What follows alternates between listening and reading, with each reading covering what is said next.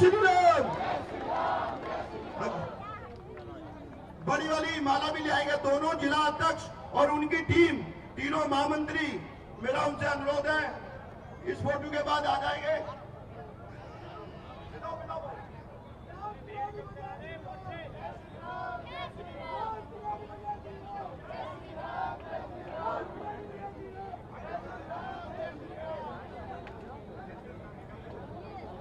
भैया जो इनकी फोटो हो गई, कृपया सुनील जी के भी बांधे, सुनील जी के, अनिल जी के, जिनका स्वागत हो गया उनका बहुत बहुत धन्यवाद। सभी सीनियर मेरे आदरणीय नीचे आ जाएंगे। बाबू जी,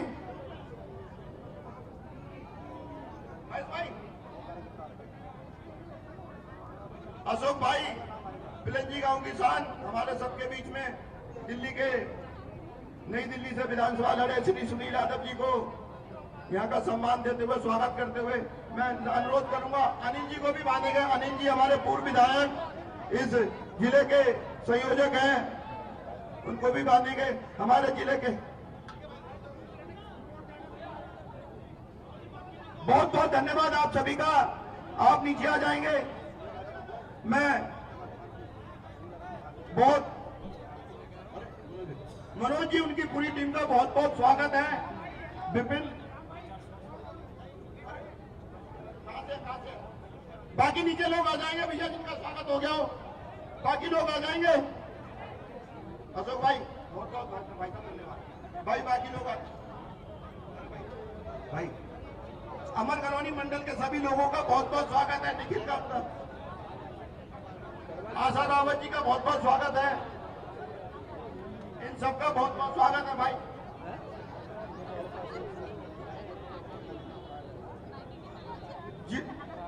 दोनों जिला अध्यक्ष, उनके महामंत्री और जो कार्यकर्ता हो, यहाँ के तीनों मंडल अध्यक्ष भाई साहब का बड़ी माला से स्वागत करेंगे। यहाँ पर आ जाओ भैया, आ जाओ। पीसी राव जी भी हमारे, पीसी राव जी एक बात माला लेके आ जाएंगे भाई आगे।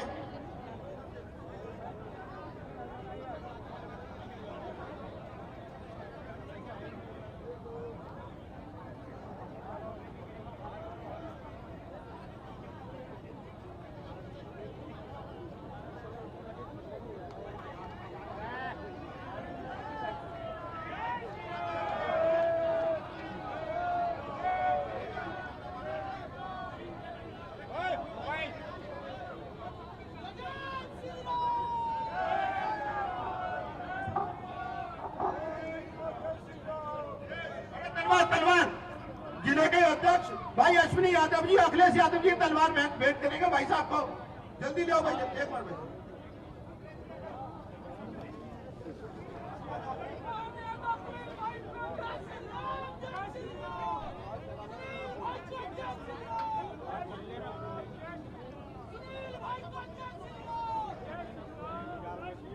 बोलो भारत माता की जय श्री राम, जय श्री राम।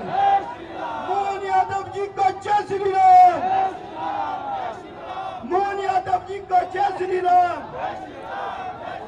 बहुत बहुत धन्यवाद दोनों जिला, बहुत बहुत धन्यवाद दोनों जिला अध्यक्ष अश्विनी यादव जी।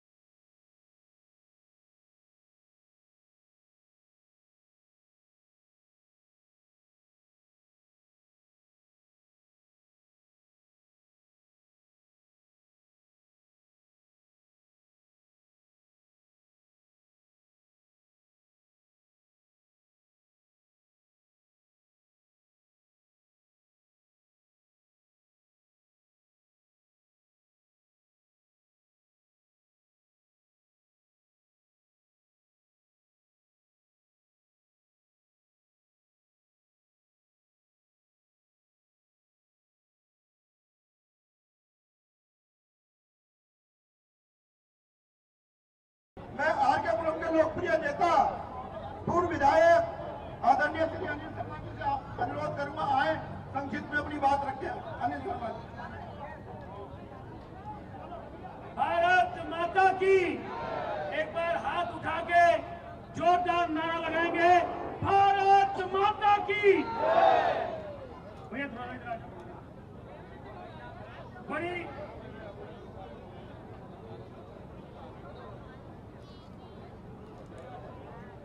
बड़ी खुशी की बात है, मध्य प्रदेश के यशस्वी मुख्यमंत्री, जिनका पूरे देश के अंदर जाना होता है और जिन्होंने मंत्री रहते हुए मध्य प्रदेश में बहुत से काम किए हैं, ऐसे यशस्वी मुख्यमंत्री आदरणीय मोहन यादव साहब आज हमारे बीच में हैं। एक बार जोरदार तालियों से हम आदरणीय मुख्यमंत्री साहब का स्वागत करते हैं। इस कार्यक्रम के संयोजक पूर्व में युवा मोर्चे के प्रदेश अध्यक्ष रहे, प्रदेश के उपाध्यक्ष रहे, अभी वर्तमान में ओबीसी मोर्चे के प्रदेश अध्यक्ष मेरे छोटे भाई आदरणीय सुनील यादव भाई को मैं बधाई देना चाहता हूं इतना अच्छा कार्यक्रम करने के लिए।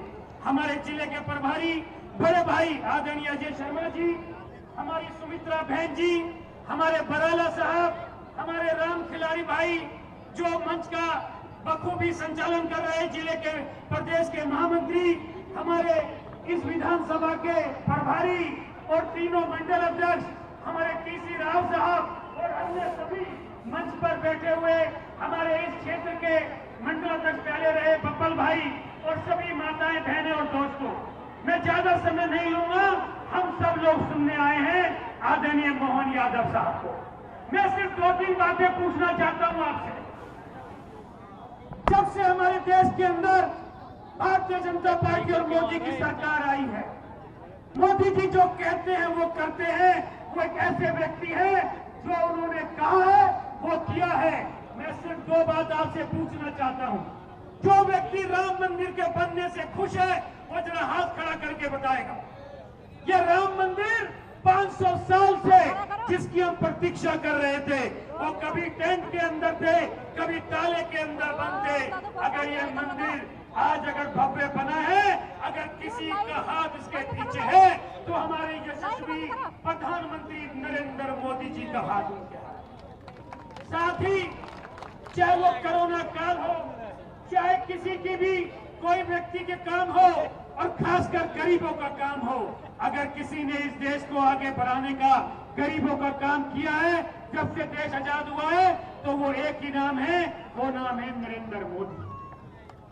भाइयों, मैं एक बार अपनी बहन बांसुरी जी के बारे में भी आपको बताना चाहता हूं। वो आपके बीच में आना चाहती है, हो सकता है कि थोड़ी देर में वो पहुंच भी जाएं, परंतु उनका कार्यक्रम तो दूर लगा हुआ है। परंतु आज हम उनसे भी बड़े नेता यशस्वी मुख्यमंत्री जी को सुनने यहाँ पर आए। मैं कहना चाहता हूँ बांसुरी दीदी के लिए, वो एक ऐसी नेता है, ऐसी हमारी बहन है जिनके मम्मी को हम सब जानते हैं, जो आज स्वर्ग से आशीर्वाद दे रही है, बहन सुषमा स्वराज जी। विदेश मंत्री रहते हुए उन्होंने जैसा काम किया है, उसी नक्शे कदम पे चलते हुए उन्हीं की परछाई के तौर पर हमारी छोटी बहन बांसुरी भी आपके बीच काम करेगी। मैं ये कहना चाहता हूँ कि आप सब लोग गर्मी को ना देखते हुए 25 तारीख का दिन होगा और कमल चुनाव चिन्ह होगा। एक बार मेरे साथ ये नारा लगाएंगे। मैं ज्यादा नहीं बोलता हुआ, इस नारे के बाद अपनी बात को समाप्त करूंगा। 25 तारीख का दिन होगा, आवाज नहीं आ रही भैया, 25 तारीख का दिन होगा और एक नारा और, फिर एक बार मोदी सरकार, फिर एक बार हाथ उठा के, फिर एक बार। बहुत बहुत धन्यवाद। भारत माता की। अनिता जी का भी, अनिता फोगाट जी का भी बहुत बहुत स्वागत है। बहन जी आइए, मैं अजय शर्मा जी से अनुरोध करूंगा संक्षिप्त में 1 मिनट में हमारी बात रख के, हमारे जो जिले के प्रभारी हैं अजय शर्मा जी। आदरणीय मुख्यमंत्री जी हमारे बीच आए हैं। एक बार जोरदार दोनों हाथ उठा के बोलेंगे, भारत माता की। ऐसा कमजोर नारा लगाओगे तो कैसे काम चलेगा? भारत माता की, भारत माता की। फिर एक बार, फिर एक बार, अब की बार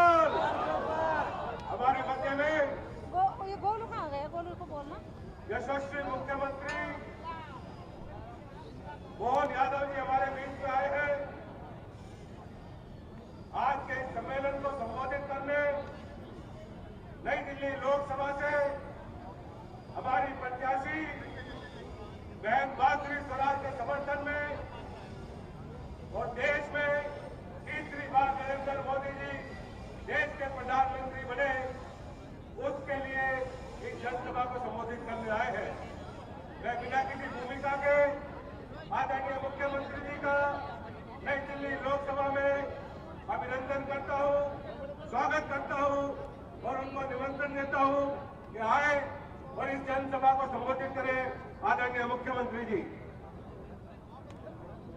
एक बार जोरदार तालियां बजा देंगे जब तक हमारे सीएम साहब आए।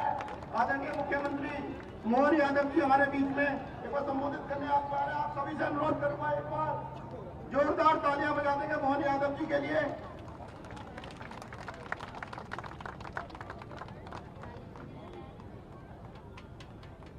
एक बार जोरदार तालियां बजा देंगे सीएम साहब के लिए।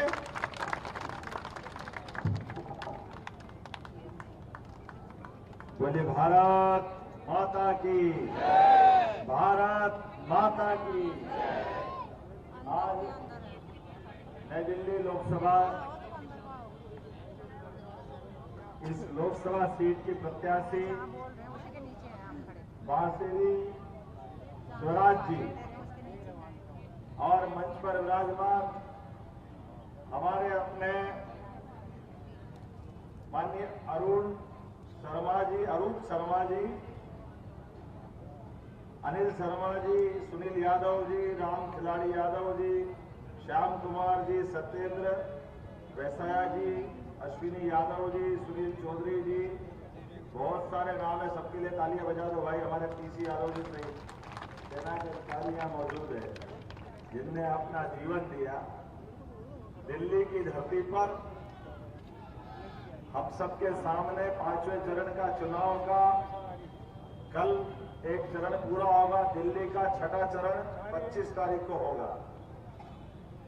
और चुनाव की इस बेला में मैं भी अपने राज्य के 4 चरण के चुनाव के बाद लगातार अपने भारतीय जनता पार्टी के इस अभियान का हिस्सा बनते हुए पूरे देश के अलग अलग राज्यों में जा रहा हूं। लेकिन मैं ये मान के चलता हूं कि चुनाव के अंदर बात करने में बाकी राज्यों में कोई बात करना और दिल्ली में बात करना, दोनों में जमीन आसमान का फर्क है। दिल्ली में जब बात करते हैं तो दिल से बात करते हैं, आत्मीयता के साथ बात करते हैं, और ये परिवार वाले बैठे हैं, इनके बीच से तो बात करने का मजा ही कुछ और है।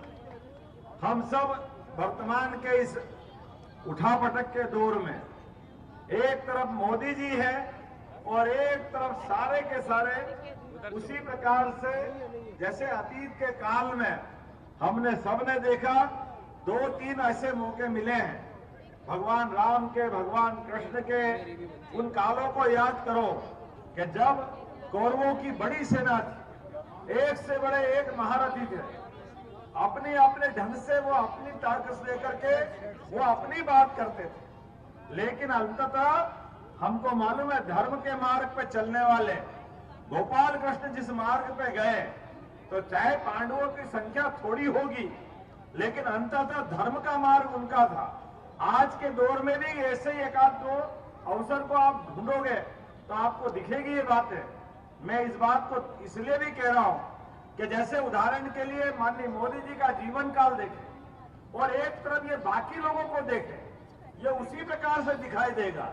एक तरफ जिनने राष्ट्र को पहले नंबर पर रखा, नेशन फर्स्ट, और एक तरफ फैमिली फर्स्ट, सारे के सारे लाइन से अपने परिवार की लड़ाई लड़ रहे हैं। एक भी आदमी बताइए अपने इस देश के अंदर माननीय नरेंद्र मोदी जी 50-60 साल पहले अपने घर से इस भारत माता की सेवा करने के लिए पूरा जीवन जिनने होम कर दिया, दान कर दिया, ऐसे यशस्वी प्रधानमंत्री देश की सेवा करने के लिए निकले।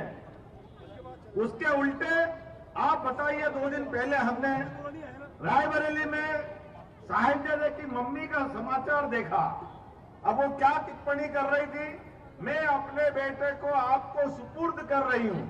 अच्छा, तो सुपुर्द करना और सेवा करने में फर्क होता कि नहीं होता?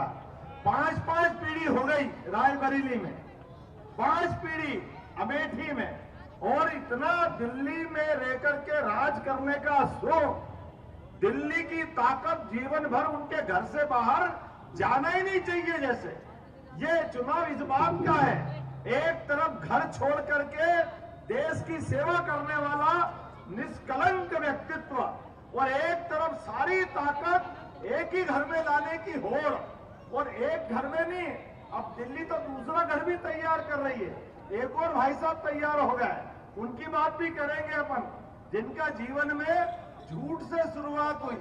हिमालय का पहाड़ या एवरेस्ट की चोटी भी झूठ के पहाड़ से छोटी पड़ जाए, इतनी झूठ बोलता है कोई आदमी, ये आपकी दिल्ली से दिखेगा। मैं आपके सामने पहले बात कर रहा हूं उस परिवार की जिनने देश की आजादी के समय से जाने अनजाने, महात्मा गांधी जी तो पहले चाहते थे कि सरदार वल्लभ भाई पटेल को प्रधानमंत्री बनाएं, लेकिन उम्र के अंतर में कि थोड़ी कम उम्र का है, और नेहरू जी को प्रधानमंत्री बनाया। लेकिन नेहरू जी के प्रधानमंत्री बनने के बाद ऐसा लगा जैसे पूरे भारत की ताकत जीवन भर के लिए, मुझे तो यह बड़ा आश्चर्य लगता है, 47 के पहले यहाँ 600 से ज्यादा राजा महाराजा थे, 600 से ज्यादा। उन्होंने सबने अपने राव इंद्रजीत सिंह, इनके परिवार से लगाकर के सारे बड़े बड़े राजा, सारे राजाओं ने अपना राज, जनता का शासन जनता के लिए, वो जनता के द्वारा चुने जाने के लिए इस देश में विलीन कराया।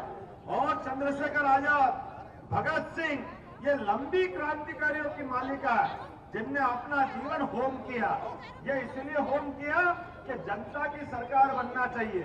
आप बताइए, लंबे समय तक केवल एक परिवार की सरकार, मेरी सरकार, मेरे बाद मेरी बेटी की सरकार, 17 साल 18 साल दोनों का राज निकाल दो, बीच में 1.5 साल लाल बहादुर शास्त्री को छोड़ दो।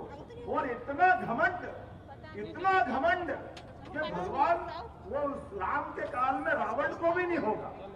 अरे हाईकोर्ट फैसला देती है इंदिरा गांधी के खिलाफ, जहां आपका चुनाव अवैध है, अब हाईकोर्ट फैसला दे, उसके बाद क्या होना चाहिए? और कोई होता तो हाथ जोड़ के इस्तीफा दे करके देश जिनके हक में जाए, लेकिन आपको तो अयोग्य घोषित किया। लेकिन इतिहास गवाह है, आज कह रहे हम संविधान बचाएंगे। अरे संविधान के लिए उस दिन का कलंकित करने वाला दिन था जब आपने पूरे देश में आपातकाल लगा दिया। और जो आज कह रहे मोदी जी की सरकार बनेगी तो सबको जेल में डाल देंगे, अरे आपका अतीत था। जयप्रकाश नारायण से लगा करके हमारे बुजुर्ग जानते हैं, आपातकाल में पूरे देश के सभी विरोधी दलों के लोगों को उठा करके स्वर्गीय अटल बिहारी वाजपेयी, लाल कृष्ण आडवाणी, मुरली मनोहर जोशी, अरे कौन बचा है? सबको जेल में डालने का पाप अगर किसी ने किया था तो कांग्रेस ने किया। ये समाचार पत्र और पेपर वाले यहाँ होंगे, उसमें तो इलेक्ट्रॉनिक चैनल नहीं थे, लेकिन ये इनके अपने प्रेस में भी ताला लगा करके या तो हमारी तारीफ छापो या आपका पेपर बंद कर दिया जाएगा। चारों तरफ पुलिस का आतंक। ऐसे माहौल में कांग्रेस कह रही है कि इस देश में हम संविधान बचाएंगे।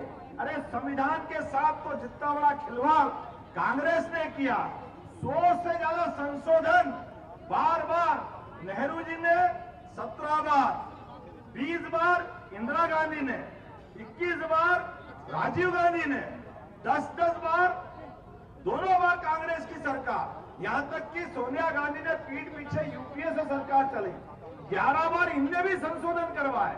तो जिस संशोधनों के माध्यम से संविधान की 12 बजाने का काम अगर किसी ने किया तो कांग्रेस ने किया।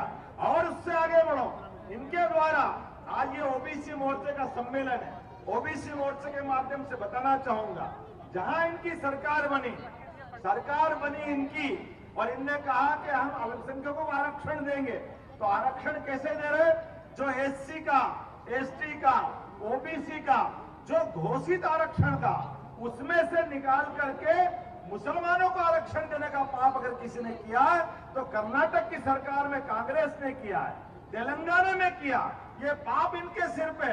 लेकिन जब मोदी जी आईना दिखाते हैं, आप बताइए भाई, अपन घर में नहा धोकर तैयार होकर कांच के सामने खड़े होते हैं तो कांच क्या करता है? जैसे आप हो वही तो बताएगा। आपके बाल अगर ठीक नहीं है तो वैसा बताएगा, आपके बटन ठीक से नहीं लगे तो वैसा बताएगा, आप कपड़े जैसे पहने वैसा बताएगा। अब मोदी जी ने इनको कांच बताया कि आपने ये आरक्षण खा करके धर्म के आधार पे दे दिया, तो मोदी जी पे गालियां देना शुरू। मोदी जी खराब है, मोदी जी हिंदू मुस्लिम कर रहे हैं, मोदी जी हिंदू मुस्लिम कर रहे हैं। अरे मोदी जी हिंदू मुस्लिम नहीं कर रहे हैं, मोदी जी ने तो इस देश के सामने यथार्थ पेश किया। इन्होंने कहा है कि मेरे देश के अंदर मैं संविधान की भी रक्षा करूंगा और आरक्षण की भी रक्षा करूंगा। मुझे इस बात की प्रसन्नता है कि मोदी जी ने अपने 50% के आरक्षण को बगैर छुए सामान्य गरीब वर्ग के भी किसी भी जाति का व्यक्ति हो उसको 10% अलग से आरक्षण देने का काम अगर किसी ने किया है तो हमारे प्रधानमंत्री नरेंद्र मोदी जी ने क्या अभिनंदन करें इस बात के लिए। ये होता आरक्षण के प्रति दृष्टिकोण। और जिस आरक्षण के बजाय जिनने आरक्षण में गड़बड़ कर दी और संविधान के लिए बाबा साहब अम्बेडकर ने कहा था इस देश के अंदर धर्म आधारित आरक्षण नहीं हो सकता, लेकिन ये पाप किसने किया है तो कांग्रेस ने किया है। और कांग्रेस के साथ वाले सब एक से बढ़कर एक। कांग्रेस के लोग, कल वो बहन जी कह रही थी मेरे भाई में प्रधानमंत्री का पूरा लक्षण दिखाई देता है और अगर गठबंधन तय करेगा तो हम निश्चित रूप से प्रधानमंत्री बनाने की सोच सकते हैं। अब कोई इनसे पूछे कि पूरे देश के अंदर लोकसभा के सदस्यों के बाद प्रधानमंत्री बनने की हक होती है, आपकी इस देश के अंदर सरकार कहां है?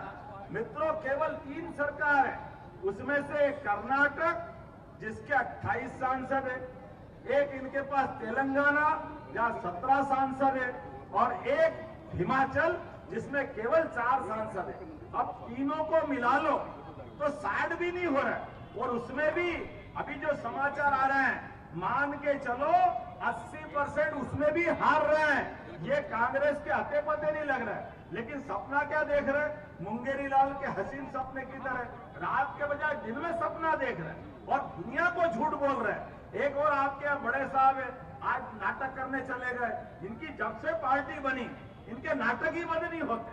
वो झूठ के लिए आप पार्टी का रिकॉर्ड लगता वर्ल्ड रिकॉर्ड में दर्ज होगा।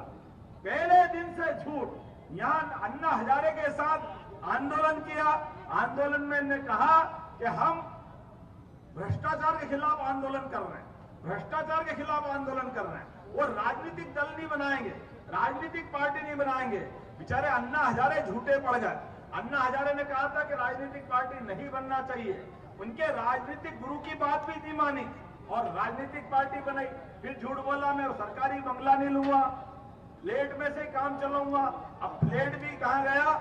आलीशान कोठी बना ली, रोज एक के बाद एक। और तो इनके लिए कानून भी कम पड़ते हैं, इनके अपने कर्म ऐसे हैं, रोज एक के बाद एक। वो झूठ तो इतनी सफाई से बोलते कि इनकी सांसद, पहली बात तो सांसद कितने लिमिटेड, राज्यसभा सांसद इनके महल के अंदर जाती। आप बताइए कोई किसी सीएम हाउस में भी, मेरा भी सीएम हाउस है, लेकिन सीएम हाउस में मेरी परमिशन के बगैर कोई दरवाजे के अंदर आ कैसे सकता है? और दरवाजे के अंदर आ जाए और आने के बाद उसके साथ बदतमीजी हो जाए। किसी के घर में आप सब घर पार वाले हो, किसी के घर में अगर कोई बदतमीजी होगी तो घर का मुखिया जवाबदार होगा कि नहीं होगा? वो कैसे बच सकता है? वो आप मारो भी सही, रोने भी मत दो, रिपोर्ट भी मत करने दो। वो रिपोर्ट हो जाए तो वो भी दूसरे का दोष। अरे चीफ सेक्रेटरी के साथ बदतमीजी करोगे, कितने लोगों के साथ बदतमीजी करोगे? वो सरकार क्या चला रहो? लगातार एक के बाद एक आपके व्यक्ति रोज जेल जाते जा रहे हैं। लेकिन आपने कहा मैं मुख्यमंत्री हूं, तो मुख्यमंत्री मतलब सबके ऊपर हो गए क्या? मुख्यमंत्री का मतलब क्या हो गया? हमने अपनी शपथ, मंत्रिमंडल के साथ मुख्यमंत्री की भी शपथ होती है, हमने कहा इस संविधान का पालन करेंगे, सत्य निष्ठा से ईमानदारी से पालन करेंगे। लेकिन मुझे तो लगता है दिल्ली की जनता का भी बड़ा अपमान कर रहे हैं, क्योंकि बड़ी उम्मीद से दिल्ली की जनता ने इनकी सरकारें बनवाई थी। जितने लोगों ने वोट दिया उनका सबका अपमान कर रहा है। ये वह केवल कुर्सी की खातिर, केवल कुर्सी चाहिए, कुर्सी के अलावा कुछ नहीं चाहिए। और सुबह से शाम पानी पी पी करके एक ही आदमी इनको लगता है ये भाजपा और भाजपा के साथ मोदी जी को गाली बकना। अरे भैया, मोदी जी के लिए आपको 100 जन्म कम पड़ जाएंगे इस निष्कलंक व्यक्ति बनने के लिए मोदी जी की तरह। ये आपकी तरह नहीं है कि आपके बाद आपकी फैमिली फर्स्ट में अब सुनीता केजरीवाल जी महिलाओं का नेतृत्व करने बुला रहा हो। आपके घर के अलावा किसी पे भरोसा ही नहीं है। आपने तो वो रिकॉर्ड बनाया कि लगता कि सारे रिकॉर्ड का कोई हिसाब ही कम पड़ जाएगा। पहली बार संविधान बनाने वालों को लगा कि हमसे गलती हो गई कि जो जेल जाता है उस मुख्यमंत्री को भी इस्तीफा देना पड़ता है। ये उनका द्वारा न लिखने का, दुरुपयोग करने का रिकॉर्ड किसी ने बनाया। आजादी के बाद पढ़े लिखे, अनपढ़, गरीब, किसी भी वर्ग के कोई भी मुख्यमंत्री है, सबने कोई भी कारण से, अरे दिल्ली तो वो धरती है जहां लाल बहादुर शास्त्री ने रेल दुर्घटना घट गई तो अपनी जवाबदारी लेते हुए अपने पद से इस्तीफा दिया था। इतनी पवित्र धरती है। लाल कृष्ण आडवाणी जी, उनके लिए एक डायरी में केवल एल के लिखा था, पूरा नाम भी नहीं लिखा, लेकिन अपने सभी पदों से इस्तीफा दे दिया। और इस्तीफा दिया तो उससे आगे सांसद पद से भी इस्तीफा दिया और संकल्प किया कि मैं जब तक कि इस कलंक से बरी नहीं हो जाऊंगा। उस समय तो हम सब लोग भी डर गए थे, कोई मान नहीं रहा था कि ऐसा कोर्ट के मामले को 2-4 साल में निपटते हैं क्या, पूरी जिंदगी लग जाती है। लेकिन आडवाणी जी ने कहा कि मैं भाजपा का नेता हूं और भाजपा के नेता के नाते से एक सुई की नोक के बराबर भी दाग अगर है तो मैं कोर्ट से पहले बरी होऊंगा, उसके बाद चुनाव में आऊंगा। ये हमारी पार्टी, ये आदर्श सबके सामने। लेकिन ऐसी दिल्ली में ये जो दलदल के अंदर हमारा तो कमल खिलने का लिए बढ़ रहा आगे, लेकिन इनके घर के झगड़े, इनकी पार्टी के झगड़े, शराब वाले से झगड़े, अरे किस किस को बात करोगे। पूरी दिल्ली हताशा निराशा में देख रही है। जिसने कहा था 20 कॉलेज बनाएंगे, मैं लगातार आपके बीच में घूम रहा हूं, पूरा वाईफाई कर देंगे। कौन सा वाईफाई हो गया, किधर की दुनिया हो गई। केवल झूठ का पहाड़, एक के बाद एक लगातार क्या क्या नहीं बोलते हैं, लेकिन केवल बोलते केवल केवल केवल। आप बताइए, या तो खुद जेल में गए इस्तीफा नहीं दिया तो गलती करी, या आपने पहले मंत्रियों से क्यों इस्तीफा लिया।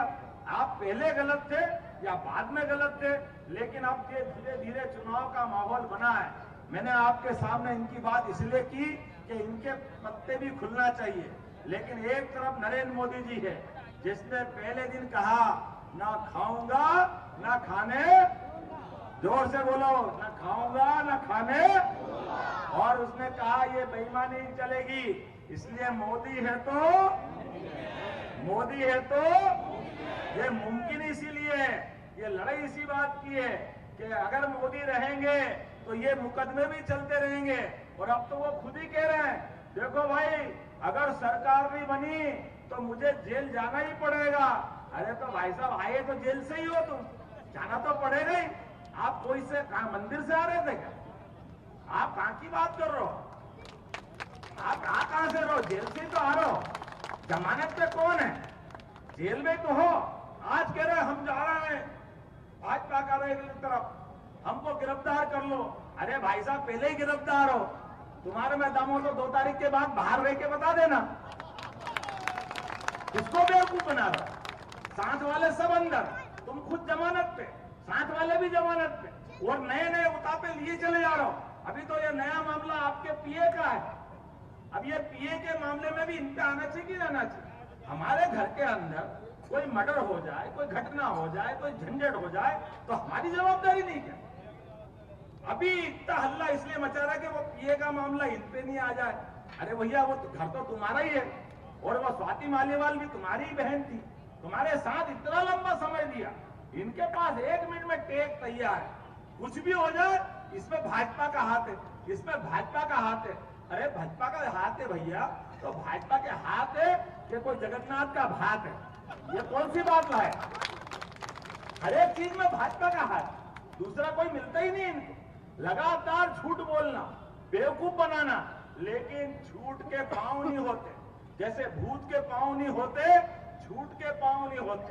जिनकी जमीन नहीं है ये हवा में है, और ये दुनिया की सारी सरकारें अब मोदी जी की सरकार के साथ लगातार संबंध बनाते हुए भविष्य के बड़े बड़े होने वाले आयोजनों में भी मोदी जी के निमंत्रण के साथ आमंत्रित कर रही है कि आप ये दीवारों पे लिखा हुआ है, पढ़ने वालों को दिख रहा है कि फिर एक बार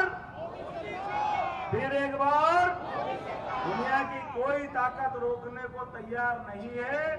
फिर एक बार मोदी की सरकार बन रही है और ये कह रहे हैं कैसे कह रहे हो साहब 400 पार, कैसे कह रहे हो 400 पार। मैंने कहा तुम में दम हो तो तुम 500 पार बता दो, तुम में तो दम है नहीं। दिल्ली की सुपड़ा साफ, तुम्हारे हाथ तो लगाओ, तुम मिलकार हो, जहां देखो वहां 12 बिल्कुल पीछे झाड़ू तो आपका चुनाव चिन्ह है, लेकिन कांग्रेस पार्टी सहित अपनी पार्टी की भी झाड़ू खुद ही लगा रहो, कोई जनता के दिल में आई नहीं लो। ये झाड़ू इनके लिए सुबह कि इनकी पार्टी लोकसभा का दरवाजा नहीं देखती, ऐसे इसी क्रम से आने वाले समय में ये अपनी विधानसभा में भी झाड़ू लगवाएंगे। ऐसे हालत से जाएंगे कहां? मैं आप चिंता मत करना मित्रों, जो मंच पे बैठे हैं, आपको आह्वान करता हूं, यही हालत रही है तो दिल्ली की जनता, अरे दिल्ली बदलते दौर की दिल्ली, मोदी जी की बात देखो तो अपने को ध्यान में आएगा। 60 साल तक ज्यादा कांग्रेस ने शासन किया, लेकिन अंग्रेजों के समय बनी हुई पार्लियामेंट वही चला रहे थे।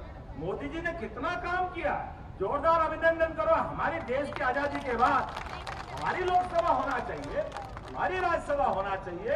अरे अपना कर्तव्य पथ वो याद करा रहा है।